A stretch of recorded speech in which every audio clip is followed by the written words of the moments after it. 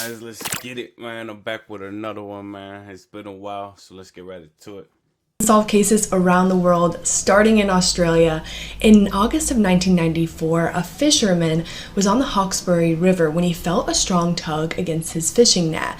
But what he pulled up was a heavy piece of steel shaped like a crucifix, and attached was the remains of a human. The police discovered it was a man's body that had initially been covered in plastic and intentionally arranged on the crucifix, which had been custom built and would have been too heavy for a single person to lift and dump in the river. So There was no matching missing. They crucified this man and threw him in the water.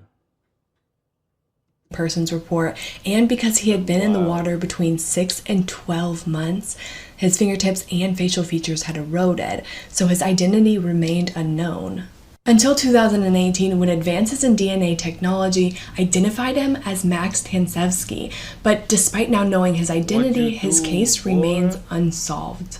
The unsolved case of D.B. Cooper. On Wednesday, November 24th, 1971, a man boarded a plane heading from Portland to Seattle. All he brought with him was a suitcase and a paper bag. Midway through the flight, Cooper handed a flight attendant a note and told her he had a bomb. He instructed the flight attendant to sit down next to him and he showed her the bomb.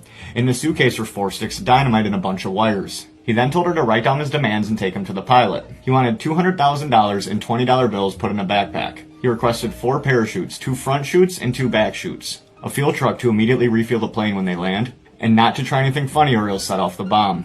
When they landed in Seattle, Cooper traded the passengers for the items he had requested. He then told the plane to take off and head for Mexico City, but to fly below 10,000 feet. Shortly after the plane had taken off, Cooper opened the rear doors and jumped out of the plane somewhere near the Washington and Oregon border. 9 years later, a boy found a brown paper bag with $20 bills that matched the serial numbers of the money given to Cooper, totaling $5,800. Until this day, Cooper and the remaining money are still missing. Yo, what y'all think that is? That's like, gotta be some government ass shit going on, you know what I mean?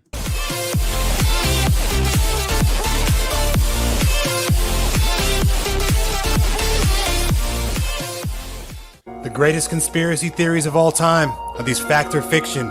We may never know. It's been 50 years since Neil Armstrong allegedly landed on the moon, but my sources tell me the US government, eager to beat Russia in the space race, faked the lunar landing. People in 1969 could barely watch TV without a 5-foot antenna. You think they're landing on the moon? Doubtful. Yeah, but you think, I think, what y'all think? This is my take. I think that they're gonna say we can't do it, but we really are doing it. And we made it all up. We never really, throw that into the list of conspiracies. Was JFK killed by the CIA, the KGB, the Mafia? Could be all of the above. That one's funny too, because there's a lot of edited videos of the John F. Kennedy, the assassination. There's a lot of edited videos. And there's proof that there's been a lot of doctored, is what they call it. Could be none of the above. Did Jeffrey Epstein actually take his own life? Or was it the act of a few famous individuals he had compromising information on? What do you guys think? Comment that, because I know he didn't. Has the government suppressed information that reveals the Earth is actually a flat, infinite plane? Obviously not. Did the mysterious Malaysia Airlines flight just vanish into thin air? Or was it digitally hijacked by hackers who rerouted the plane to Antarctica? Your guess is as good as mine.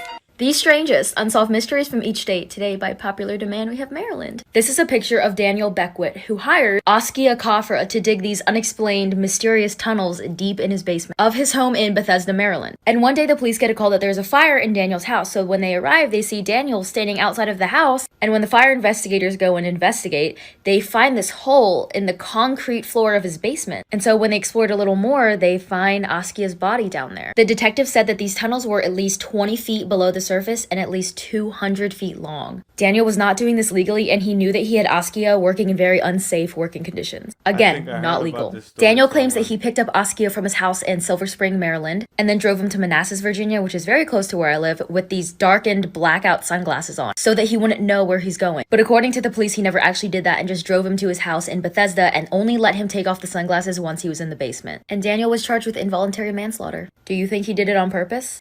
Strangest Unsolved Mysteries from Every U.S. State, Part 17, Washington.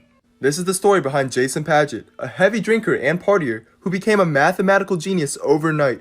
In 2002, Jason was a furniture salesman, and he partied hard at the bar every single weekend. One night, Jason was savagely attacked outside the bar and was left with a severe concussion. When Jason recovered, he found that he was able to easily visualize the most complex of mathematical and physical concepts, something that even other mathematical geniuses struggle with. Before that, Jason hadn't even done college math. Doctors have no explanation for why his brain just randomly decided to evolve, and they say it was like he was struck by genius. This woman received mysterious calls for months before something terrible happened. In 1980, Dorothy Jane Scott began receiving threatening calls from an unidentified man. It got so bad she started taking karate classes and contemplated buying a gun. But then on May 28, 1980, coworkers witnessed her car recklessly speeding out of a parking lot. The next day, her car was found burning in an alleyway with no one inside. Then a week after her disappearance, her parents began receiving mysterious phone calls from a man that were too short to be traced. They got a phone call almost every Wednesday afternoon. This went on for 4 years, until Dorothy's skeletal remains were found buried along with the bones of a dog. After her remains were recovered, her parents received one last phone call from the man who said, "Is Dorothy home?" Some of Hollywood's greatest conspiracy theories are these cap or fact. We may never know. Rumor has it Stevie Wonder may not be blind. If he was, how could he perfectly operate this camera? Sources say O.J. Simpson could be Khloe Kardashian's father. The chemistry here is off the charts. And if Tupac died, why was his photo taken one day after his alleged murder? Is Nicolas Cage really just a Civil War era vampire? Most likely. Is Jay-Z just a time traveler from the Harlem Renaissance? Most likely, yes. And did Gucci Mane really go from running the trap to running track? Or was he cloned in a Georgia jail cell?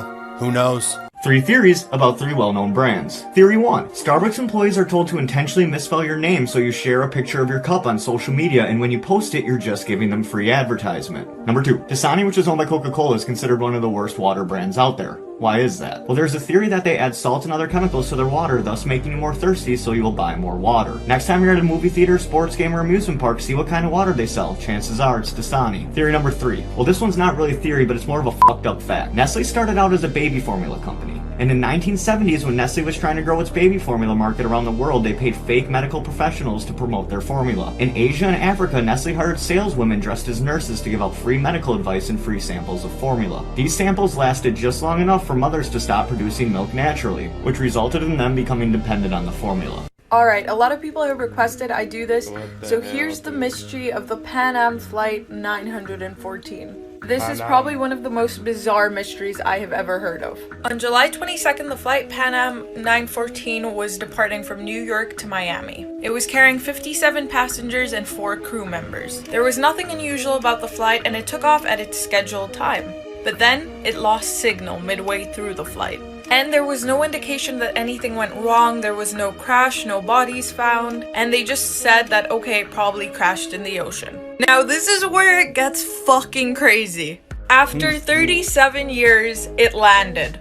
Juan de la Corte, this man made contact with the plane 37 years after it went missing. The pilot literally said, "We are Pan American Airways Flight 914 from New York to Miami with a crew of 4 and 57 passengers. We were scheduled to land at 9:55 a.m. on 2nd July 1955. I hope you guys liked the video, man.